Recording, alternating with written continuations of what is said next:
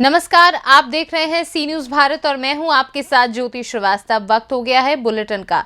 Bulletin में पहली खबर मथुरा से है, जहां गोवर्धन बाईपास के पास अज्ञात कारणों के चलते रोड किनारे लकड़ी के खोखाओं में लगी आग। 1 दर्जन से अधिक दुकानदारों का हुआ लाखों का नुकसान। वहीं आगे बात करेंगे पाकुड़ की, जहां बीजेपी ने बूथ सशक्तिकरण अभियान को लेकर की महत्वपूर्ण बैठक। साथ ही अगली खबर प्रतापगढ़ से सामने आ रही है, जहां दिलीपपुर थाना क्षेत्र के पूरे सुजात गांव में संदिग्ध परिस्थितियों में लगी आग। बुलेरो गाड़ी समेत अन्य सामान जलकर हुआ राख। मामला गोवर्धन क्षेत्र के अंतर्गत राधा कुंड गोवर्धन बाईपास का है, जहां कुछ गरीब व्यक्ति अपने परिवार की जीविका चलाने के लिए लकड़ी के खोखाओं में जलपान की दुकान खोल रखी थी। बीती रात करीब 2 बजे के लगभग अचानक बाहर की रहने वाली एक महिला की दुकान में आग लग गई और जब तक दुकानदार कुछ समझ पाते विकराल रूप आग ले चुकी थी। आग ने अपनी चपेट में तकरीबन 1 दर्जन लकड़ी की दुकानों को गिरफ्त में ले लिया तथा दुकानों में रखा लाखों रुपए का सामान जलकर खाक हो गया। गनीमत ये रही कि इस बड़े हादसे में कोई भी जनहानि नहीं हुई। दुकान में रखे गैस सिलेंडरों में भी आग लगने का कारण वह फट गया। बताया जा रहा है कि सूचना पर पहुंची इलाका पुलिस ने फायर ब्रिगेड को बुलाकर आग पर काबू पाया, मगर जब तक फायर ब्रिगेड वहां पहुंची तब तक गरीब दुकानदारों का लाखों रुपए का सामान जलकर राख हो चुका था। अब देखना यह है कि क्या प्रशासन इन गरीब दुकानदारों की कोई आर्थिक मदद करता है या फिर ये गरीब अपनी बदहाली पर यूं ही आंसू बहाते रहेंगे। अच्छा, टोटल कितने खोखों में आग लगी है? 11 खोखा। लगभग कितने का नुकसान हुआ होगा? लगभग लगा लो कम से कम एक खोखा में 50,000 का माल, तो इससे तो कम कोई नहीं था। और 2-4 खोखा गए जिनमें ज़्यादा माल भरा हुआ। एक किशन लाल के में पूरा सामान था और एक इमरत के में पूरा सामान। अच्छा, आग लगने का कारण क्या रहा? और ये बाबूजी कैसे बताएं, हम तो घर थे। पुलिस आई थी मौके पर? पुलिस तो आई मौके। फायर ब्रिगेड वालों को कॉल नहीं की? फायर ब्रिगेड पुलिस ने किया होगा कॉल, हमने तो यहाँ का भी फायर ब्रिगेड आ चुकी थी तब आए। तो आपको मालूम कैसे पड़ा? एक टिर्री वाले ने जाके गांव में कहा हमसे। कितने बजे की घटना है? हमको 3-3:30 बजे आए। क्या नाम है आपका? राजेश। जैसा कि यहाँ आज खोखों में अज्ञात कारणों की आग लगी है, इसमें कितने का नुकसान हुआ है और कितने लोगों के खोखे जल के कम से कम 11-12 तो खोखे हैं जी। कम से 7 लाख से 8 लाख रुपए तानू का नुकसान है टोटल में। तो इसकी सूचना आपने पुलिस को दे दी है? पुलिस मैं तो उसके बाद आया था जब पुलिस यहाँ पे मिल चुकी थी मेरे को। आग को बुझाने किससे बुझाया गया था? मशीन आई थी, फायर ब्रिगेड। हाँ। क्या नाम है आपका? मेरा नाम किशन लाल। कहाँ के रहने वाले हो आप? राधा कुंड। ये जो रात को खोखों में आग लगी है, क्या कारण रहा? बाबूजी मैं यहाँ 12:30 बजे से दुकान को बंद करके नहीं आया और तख्त पे लूटा हुआ था जी। घरवाली मेरी, मतलब ये अंदर खाट पे लेटी हुई। तो एक टिर्री वाला यहाँ मेरी खाट को मतलब ये घेर के नहीं है, वो सो गो। मैं चलो कोई बात ना है, हारो नीरो हर एक तरह को आदमी आ जाए, चल तू तख्त पे सो जा। मैं तख्त पे लौटा हुआ, जब टिर्री वाली थी कि भाई साहब आँच भर रही है। कहाँ? देखो पल्ली तरफ। इतने में मैंने मतलब ये नंगा पसारी, इतने में मेरी तो मतलब ये इतने जोर से चिल्लाए हो, हे राम आँच लग गई, हे राम आँच लग गई, हे राम आँच लग गई, काफ़ी जोर से। मोह फिर मतलब ये जाँफो खा के नहीं गिर पड़ो। फिर ने दोनों ने उठा के नहीं पल्ली तरफ खाट पे बैठा दिया। फिर बाबूजी मोह कोई होश ना रहे हो। तो आपकी दुकान में कितने का सामान? मेरे में करीब मोटो लगा के निया लाख के ऊपर का है। आप मोह को म्यानो कर सकते हो, चूनते बांधते। अच्छा, टोटल कितने खोखों में आग लगी है? 11 खोखन में। टोटल लगा के कितने का लॉस हुआ? अब साहब देखो बाबूजी, मैं दूसरे के बाद नहीं तोल सकता हूँ, प्रभुजी जो मेरा। मथुरा से सी न्यूज संवाददाता विष्णु शर्मा की रिपोर्ट। भारतीय जनता पार्टी लिट्टीपाड़ा विधानसभा के बूथ सशक्तिकरण अभियान का महत्वपूर्ण बैठक +2 राजकीय कृत उच्च विद्यालय में आयोजित हुआ। बैठक जिलाध्यक्ष अमृत पांडे की अध्यक्षता में की गई। इस बैठक में बूथ सशक्तिकरण अभियान की समीक्षा की गई। साथ ही साथ देश के प्रधानमंत्री के 100वां मन की बात को बूथ को सुनाने को लेकर मंथन एवं झारखंड के पूर्व मुख्यमंत्री रघुवर दास का लिट्टीपाड़ा दौरे को सफल बनाने के लिए विचार विमर्श किया गया। मौके पर दानियल किस्कू, पूर्व जिला परिषद अध्यक्ष बाबूधन मुर्मू, सत्य शिक्षानंद मुर्मू, शिव प्रसाद पहाड़िया सहित दर्जनों कार्यकर्ता उपस्थित रहे। पाकुड़ से सी न्यूज संवाददाता प्रशांत मंडल की रिपोर्ट। प्रतापगढ़ के अहाते के अंदर अचानक आग लगने से अनाज व बोलेरो जीप जलकर राख हो गई। हल्ला गुहार पर जुटे आसपास के लोगों ने किसी तरह फायर ब्रिगेड कर्मियों के साथ मिलकर आग पर काबू पाया। प्रतापगढ़ से सी न्यूज संवाददाता रोहित जायसवाल की रिपोर्ट। आदर्श नगर निकाय चुनाव के मद्देनजर पट्टी नगर में भारतीय जनता पार्टी कार्यालय का बाईपास रोड पर शुभारंभ हुआ। भारतीय जनता पार्टी के नगर पंचायत पट्टी के प्रत्याशी अशोक जायसवाल की अगुवाई में फीता काटकर पूर्व कैबिनेट मंत्री राजेंद्र प्रताप सिंह मोती सिंह ने कार्यालय का शुभारंभ किया। आचार्य श्याम शंकर दुबे राधे राधे वैदिक मंत्रोच्चारण किया। इस दौरान भारतीय जनता पार्टी के तमाम कार्यकर्ता, पट्टी नगर के व्यापारी सहित सैकड़ों लोग मौजूद रहे। पूर्व कैबिनेट मंत्री राजेंद्र प्रताप सिंह मोती सिंह ने कहा कि केंद्र में प्रधानमंत्री नरेंद्र मोदी तथा सूबे में मुख्यमंत्री योगी आदित्यनाथ के नेतृत्व में प्रदेश विकास कर रहा है। अपराधियों की खैर नहीं है। निश्चित रूप से पट्टी नगर पंचायत के भाजपा के प्रत्याशी अशोक जायसवाल यहां से जनता का भरोसा जीत के चुनाव जीतेंगे। उद्घाटन समारोह में मुख्य रूप से कार्यक्रम में विनोद पांडे, मीडिया प्रभारी पूनम इंसान, जिला पंचायत सदस्य पूर्व नगर पंचायत अध्यक्ष खेदन लाल जायसवाल, बुदुल सिंह, डॉक्टर KL विश्वकर्मा, पूर्व सभासद प्रमोद जायसवाल, सतीश सिंह, पूर्व जिला पंचायत राजू सिंह सदस्य, गुरुजी राजेश दुबे, अवधेश सिंह, सनी जायसवाल, प्रमोद खंडेलवाल, पंकज खंडेलवाल, आशीष खंडेलवाल, विपिन सिंह एडवोकेट, वकील रवि सिंह, पूर्व प्रधान अनिल तिवारी, साई लाल सोनी, राजू सिंह, पूर्व जिला पंचायत सदस्य, कुंवर प्रशांत सिंह, विक्रम सिंह, अजीत शर्मा, रमाशंकर यादव, अनुपम जायसवाल, अमित जायसवाल, अरविंद सिंह, शिव प्रसाद सिंह, सैकड़ों की तादाद में भाजपा के कार्यकर्ता मौजूद रहे। आप उत्तर प्रदेश शासन के पूर्व कैबिनेट मंत्री हैं। अभी आपके द्वारा भारतीय जनता पार्टी के चुनाव कार्यालय का पट्टी कस्बे में उद्घाटन किया गया। क्या कुछ तैयारियां चुनाव की समय चल रही हैं और क्या कुछ इस आयोजन का परिप्रेक्ष्य है?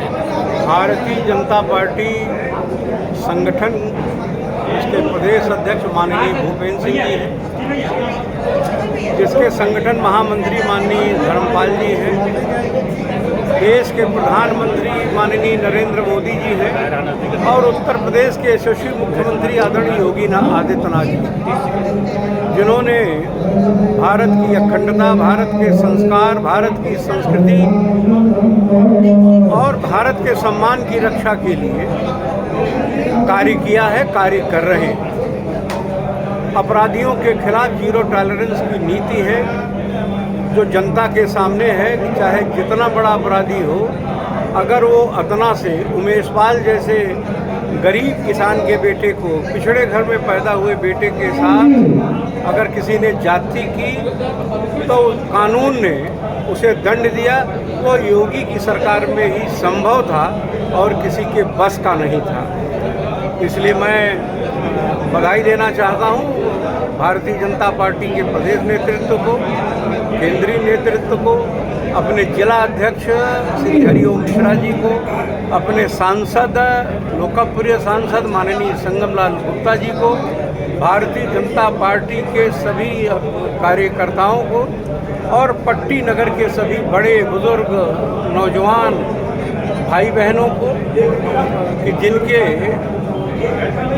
भावनाओं का आदर करते हुए अशोक जायसवाल जैसा सर्वप्रिय, जिसके खिलाफ कोई आरोप नहीं, जो सबका प्रिय है, सर्वप्रिय है, उन्हें भारतीय जनता पार्टी ने अपने अध्यक्ष पद का प्रत्याशी घोषित किया।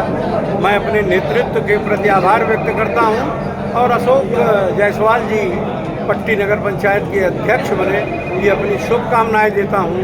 उनके साथ जो 10 सभासद चुनाव लड़ रहे हैं भारतीय जनता पार्टी से, वो सब सर बताइए शुभ नाम आपका? अशोक जायसवाल। अच्छा, ये बताइए कि आप भारतीय जनता पार्टी के अधिकृत प्रत्याशी हैं नगर पंचायत चुनाव 2023 में। इस बार क्या मुद्दा है, जो चुनाव आप लड़ रहे हैं इसके लिए क्या मुद्दा है इस बार? जो भी पट्टी की मूलभूत समस्याएं हैं, जल निकासी, खड़ंजा, नाली, पटिया, फागिंग, जो भी विकास के कार्य हैं उसमें बढ़ चढ़ के और माननीय मंत्री जी के आशीर्वाद से निश्चित ही अच्छा कार्य होगा। सब पार्टी ने इतना बड़ा भरोसा हमें जताया है, जनता का और आप सभी का बहुत बहुत आभारी हूँ। माननीय मंत्री जी के आशीर्वाद से सारे कार्य अच्छे होंगे। अपनी सरकार है, जो भी होगा सब अच्छा कार्य किया जाएगा, पारदर्शिता पूर्वक सारे कार्य किए जाएंगे। धन्यवाद धन्यवाद। प्रतापगढ़ से सीनू संवाददाता रोहित जायसवाल की रिपोर्ट। पट्टी नगर के चौक स्थित जामा मस्जिद में ईदगाह कमेटी की बैठक में ईद की नमाज के समय का निर्धारण किया गया। बैठक में उपस्थित कमेटी के लोगों ने सर्वसम्मति से निर्णय लिया कि ईद का चांद दिखाई देने के दूसरे दिन सुबह 8 बजे जामा मस्जिद के पेश इमाम हाफिज रिजवान नगर के रायपुर रोड स्थित ईदगाह में ईद की नमाज कराएंगे। इसके पूर्व सुबह 7:15 बजे नगर के मेन रोड स्थित मस्जिद उमर बिन खत्ताब, सुबह 7:30 बजे सिविल लाइन स्थित मस्जिद रिजवान, सुबह 7:45 बजे नगर के चौक स्थित जामा मस्जिद में, सुबह 8:15 बजे चांद तारा मस्जिद कुम्हैया में ईद की नमाज अदा कराई जाएगी। ईदगाह कमेटी के प्रबंधक मोहम्मद सलीम ने बताया कि ईदगाह परिसर की साफ सफाई नगर पंचायत में करवा दी गई है। नमाज को लेकर अन्य तैयारी पूरी कर ली गई है। मस्जिदों में होने वाली नमाज की सूचना एसडीएम व सीओ को दे दी गई है।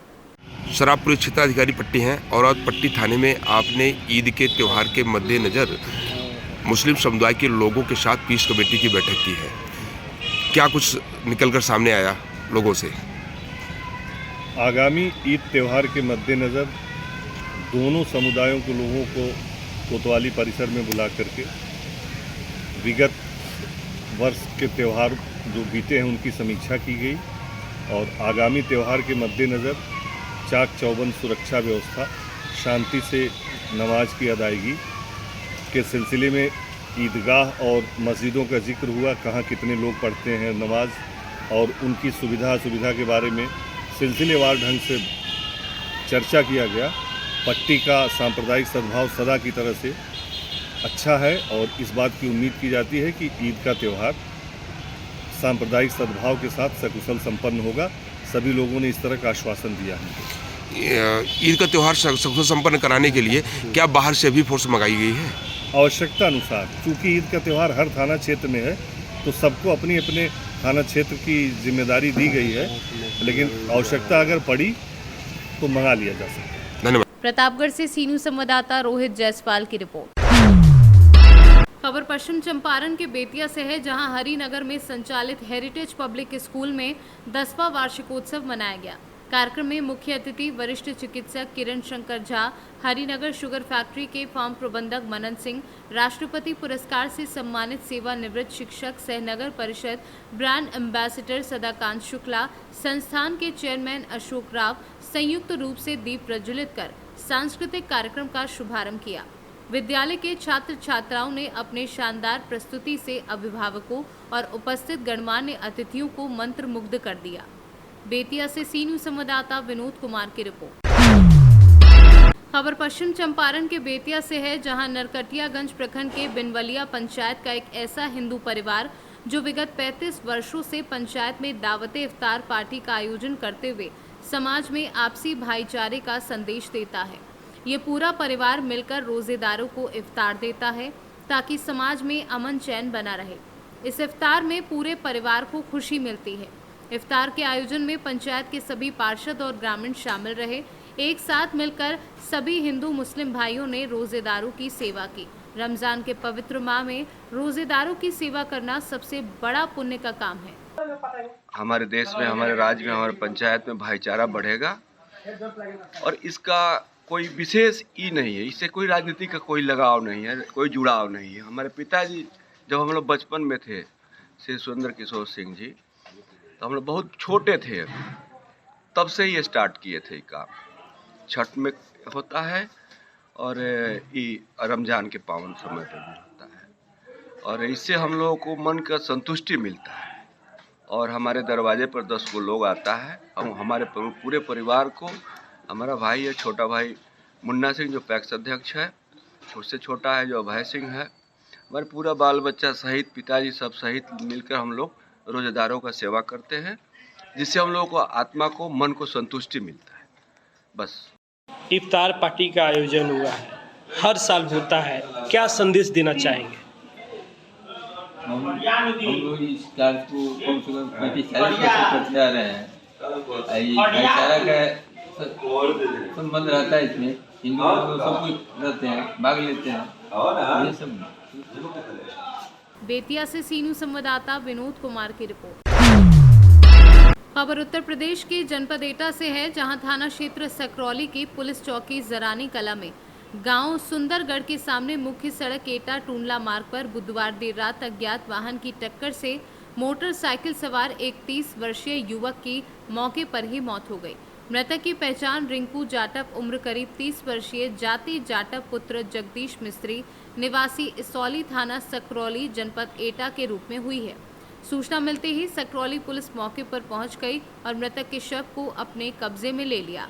टक्कर मारने वाले वाहन की जानकारी नहीं हो सकी है। पुलिस द्वारा मृतक का पंचनामा भरकर पोस्टमार्टम करने के लिए जिला अस्पताल एटा भेज दिया है। मौके पर शांति व्यवस्था पूरी तरह से कायम है। एटा से सी न्यूज़ संवाददाता रमेश जादौन की रिपोर्ट। जशपुर जिले के कुनकुरी में कांग्रेस पार्टी के सभी जनप्रतिनिधि, कार्यकर्ता एवं सदस्यों का बैठक आयोजित किया गया, जिसमें मुख्य अतिथि के रूप में छत्तीसगढ़ के सह प्रभारी चंदन यादव, प्रदेश महामंत्री वासुदेव यादव एवं जिले के तीनों विधायक यूनिमिन्स विनय भगत और राम पुकार सिंह एवं जिला अध्यक्ष सागर यादव उपस्थित रहे। इस कार्यक्रम का मुख्य उद्देश्य ये है कि 2023 में होने वाले आगामी विधानसभा चुनाव में किस प्रकार से जनप्रतिनिधि एवं कार्यकर्ताओं को रिचार्ज करना, इनकी रणनीति क्या होगी, इस मुद्दे को लेकर चुनावी माहौल बनाने इस कार्यक्रम का आयोजन किया गया। सह प्रभारी चंदन यादव ने कहा कि छत्तीसगढ़ के जशपुर जिले में तीनों विधायक एवं जिला अध्यक्ष अपने अपने क्षेत्र में अच्छा काम कर रहे हैं। सत्ता और संगठन के तालमेल अच्छे हैं। कार्यक्रम समापन के दौरान प्रेस वार्ता की गई। इस प्रेस वार्ता में सह प्रभारी चंदन यादव ने पत्रकारों से चर्चा के दौरान क्या कुछ गोलमोल जवाब दिए, आइए जानते हैं। जनता के बीच में शिक्षित बेरोजगारों की एक आवाज़ आ रही है कि जब हम क्राइटेरिया हमने रखा है कि 40 वर्ष तक के क्राइटेरिया कि 40 वर्ष से तक हम शिक्षित बेरोजगार कहे जाते हैं युवा, तो ऐसा क्राइटेरिया क्यों रखा गया है कि 35 वर्ष के लोगों तक को ही बेरोजगारी भत्ता दिया जा रहा है। और साथ ही साथ इसमें एक और पाबंदी लगा दी गई है कि 2 साल पूर्व का पंजीयन होना चाहिए।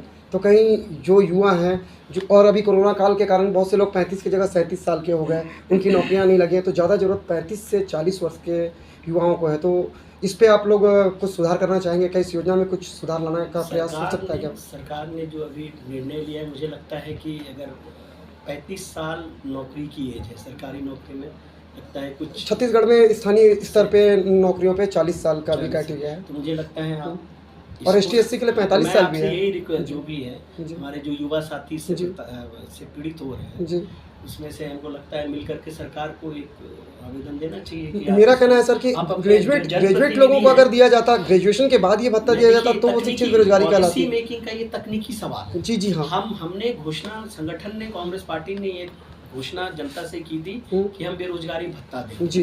सरकार ने निर्णय बनाया नियमावली के हिसाब से, उन्होंने कुछ तय किया होगा। बताएंगे कि 18 साल के बच्चे, 17 साल 9 महीने के बच्चे क्यों नहीं वोट डाल सकते? नहीं सर, ये बात नहीं। 18 से 21 तक तो शिक्षित बेरोजगार हो नहीं सकता सर। छत्तीसगढ़ में सरकार एक मिनट आप बिल्कुल, मैं उससे जो आप तकनीकी बात कह रहे हैं जी सर, वो अपने जनप्रतिनिधि आपके बैठे ना, इनसे मिलकर के इनको ये एक जो प्रक्रिया है ये लोग नियम बनाते हैं विधानसभा में, मतलब तय नीतिगत फैसला लेते हैं, उसके बाद ब्यूरोक्रेसी बैठ के उसका अमली जामा करते हैं। तो आप जो करना चाहते हैं एड्रेस लिख के दीजिए, संगठन को भी दीजिए ताकि इनको भी दीजिए, तो वो एक तरीका हो सकता है जो आप कह रहे हो एड्रेस जी। आप भी संगठन से जुड़े हैं तो शायद आप भी वहाँ तक ये बात ले जा सकें। वही चीज़ कह रहा हूँ जी सर, वो प्रक्रिया बिल्कुल वही चीज़ है। बहुत सारे संगठन हैं जैसे दैनिक वेतनभोगी, संविदा कर्मचारी और सचिव संघ। सर इस बारे में मुख्यमंत्री जी का बयान आया था कि ये साल किसानों का है, अगला साल कर्मचारियों का रहेगा। सर अभी 2 या 3-4 महीने बचे हुए हैं आचार संहिता के लिए, क्या कहेंगे सर इस पर? देखिए, लोकतंत्र में हर एक समूह का अपना अपना अधिकार है, अपने अधिकार के लिए संघर्ष करेंगे, उनका एक लोकतांत्रिक तरीका है। हमने जो 36 वायदे किए थे, हम उन 36 उसमें 36 वायदे में एक मुश्किल वो भी था सर। ठीक है ना जी। सरकार पूरी कोशिश कर रही है एक एक वायदे को। बेरोजगारी भत्ता भी अनाउंस की ना कुछ दिन पहले जी। अभी 5 में से बचे हैं ना। जी। तो जैसे जैसे हम 2 साल कोरोना में चला गया, तो जो हम चीज़ें पूरी करनी चाहती थी समय पे वो नहीं हो पाया, तो हम उसके लिए प्रतिबद्ध हैं। सरकार की नीति और नियत दोनों है कि हम अपने 36 वायदे को पूरा करें। इसमें नीति और नियत में हमारा कोई हमको लगता है कि there is no question on that. ये हो सकता है कि अब कब करें, और सरकार के पास जो समय है और जिस तरह से करना चाहते हैं उसमें वो लोग वर्क कर रहे हैं। जशपुर से सी न्यूज़ संवाददाता दीपक वर्मा की रिपोर्ट। प्रयागराज के हंडिया कोतवाली के सैदाबाद बिंदा बाजार में ऑटो से उतर रही एक महिला ट्रक की चपेट में आने से उसकी मौत हो गई। घटना की जानकारी मिलते ही मौके पर पहुंची पुलिस महिला को आनन फानन में नजदीकी स्वास्थ्य केंद्र ले जाया गया, जहां डॉक्टरों ने महिला को मृत घोषित कर दिया। इसके बाद पुलिस महिला के शव को कब्जे में लेते हुए पोस्टमार्टम के लिए भेज दिया गया है। प्रयागराज से सी न्यूज़ संवाददाता रणविजय सिंह यादव की रिपोर्ट। फिलहाल इस बुलेटिन में बस इतना ही। आप देखते रहिए सी न्यूज़ भारत।